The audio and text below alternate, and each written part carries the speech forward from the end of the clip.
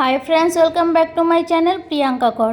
তোমরা সবাই কেমন আছো? আশা করছি তোমরা সবাই খুব ভালো আছো, আর আমরাও খুব ভালো আছি। আবারও চলে এলাম আজকে আমি নতুন একটা ভিডিও নিয়ে তোমাদের জন্য। আজকের ভিডিওটা স্টার্ট করলাম আমি সন্ধেবেলা। এখন প্রায় 6টার মতন বাজে। সবার খুব খিদে পেয়েছে, ছেলেরও খিদে পেয়েছে, ছেলের বাবারও খিদে পেয়েছে, তাই বললো কিছু বানিয়ে দাও, খাবো। ঘরে ম্যাগি, চাউমিন, পাস্তা তিনটে জিনিসই ছিল।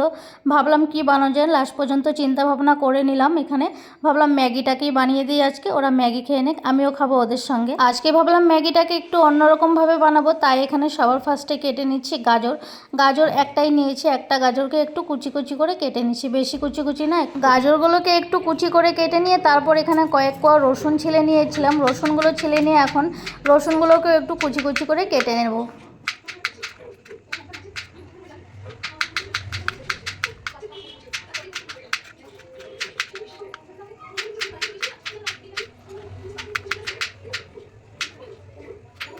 তারপর দেখো এখানে রসুনগুলো সব কুচি কুচি করে কেটে নিয়ে বসিয়ে দিয়েছিলাম কড়াতে। এখন একটু জলের সঙ্গে দিয়ে দিলাম গাজর কুচিগুলো।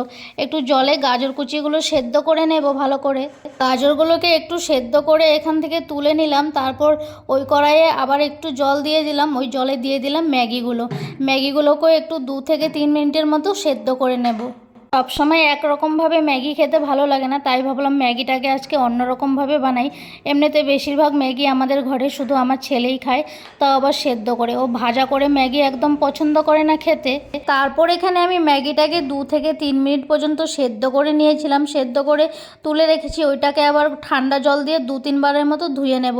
এখানে আবার দেখো কড়া বসিয়েছিলাম, কড়াতে একটু সবার প্রথমে রিফাইন অয়েল দিয়েছিলাম, তারপর এখানে একটু বাটার দিয়ে দিলাম। আর আজকে তোমরা আমার ভিডিওতে একটু কমেন্টস করে জানাবে তোমরা কে কোথা থেকে আমার ভিডিওটি দেখতে পারছো। যারা ভিডিওটি দেখতে পাচ্ছ তারা অবশ্যই কিন্তু কমেন্টস করবে। এখানে দেখো বাটার আর তেলটা একটু গরম করে নেওয়ার পর তারপর এখানে কুচি করে রাখা গাজরগুলো দিয়ে দিয়েছি। গাজরগুলোকে একটু ভেজে নেব। গাজরগুলো যাতে শক্ত না থাকে তার জন্যই আমি প্রথমে এটাকে একটু গরম জলে সেদ্ধ করে নিয়েছিলাম। তারপর দেখো এখানে গাজরগুলোকে একটু ভেজে নিলাম। তারপর কুচি কুচি করে কেটে রেখেছিলাম রসুনগুলো, সেই রসুনটাকেও দিয়ে দিলাম। এখানে রসুনটাকেও একটু ভালো করে ভেজে নিতে হবে, যাতে কাঁচা কাঁচা গন্ধ না থাকে, বেশি লাল করেও ভাজা যাবে না।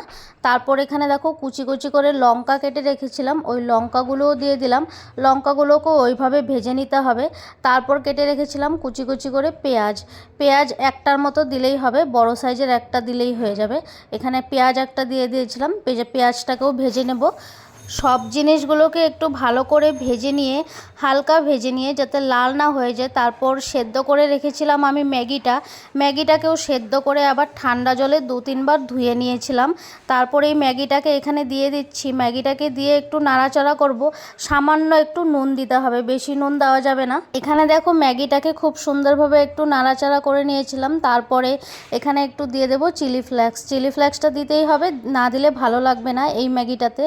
আর একটু করে গোলমরিচের গুঁড়ো দিয়ে দেবো। গোলমরিচের গুঁড়োটাও একটু দিতে হবে, যেহেতু এখানে চিলি ফ্লেক্স দেওয়া হয়েছে, গোলমরিচের গুঁড়ো দেওয়া হয়েছে, তার মধ্যে আবার কাঁচা লঙ্কাও আছে, এটা খেতে একটু ঝাল ঝাল হতে পারে।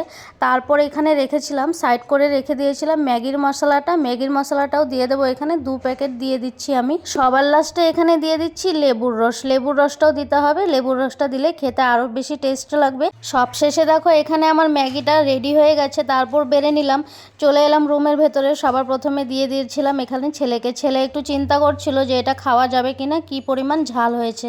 তারপর যখন ছেলে একটু খেয়ে দেখলো ভালো হয়েছে, তখন বলছে ঝালটা একটু কমই আছে, এতটাও বেশি ঝাল নেই, আর বলছে ভালো হয়েছে। আমিও খেয়ে দেখেছি, খুব ভালো হয়েছে। তোমরা কিন্তু বানিয়ে খেতে পারো এইভাবে ম্যাগিটা। আর তোমাদের ভিডিওটি কেমন লেগেছে অবশ্যই কিন্তু কমেন্টস করবে। যাদের ভিডিও ভালো লেগেছে তারা কিন্তু লাইক করে যাবে, শেয়ারও করে যাবে, কমেন্টসও করে যাবে। ম্যাগিটা খাওয়া শেষ হয়ে গেছে আমাদের। তারপর দেখো আমি আবারও রান্নাঘরে চলে এলাম। ঘরে ছিল family pack popcorn, Jio mart থেকে কিছুদিন আগে নিয়ে এসেছিলাম।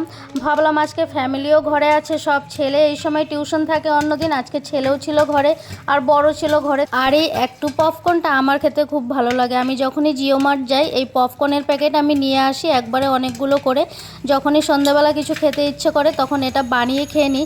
আর এমনিতে সবসময় বাইরের খাবারও ভালো লাগে না, পপকর্ন ঘরে রেখে দিলে খাওয়া যায় মাঝে মধ্যে বানিয়ে এটাকে।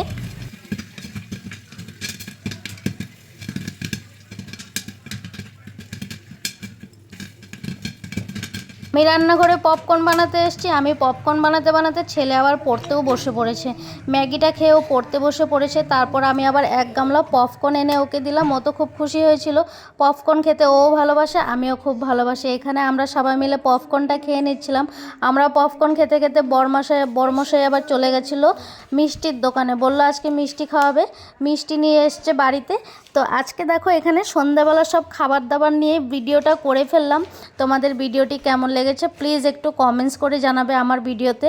এখানে বরমশাই দেখো সন্দেশ, রসগোল্লা আর ছেলের জন্য নিয়ে এসেছিলো রাবড়ি। শেষে আমি এখান থেকে একটা রসগোল্লা খেয়ে নিলাম। রসগোল্লাটা খেয়ে আজকের ভিডিওটা এখানেই শেষ করে দিলাম।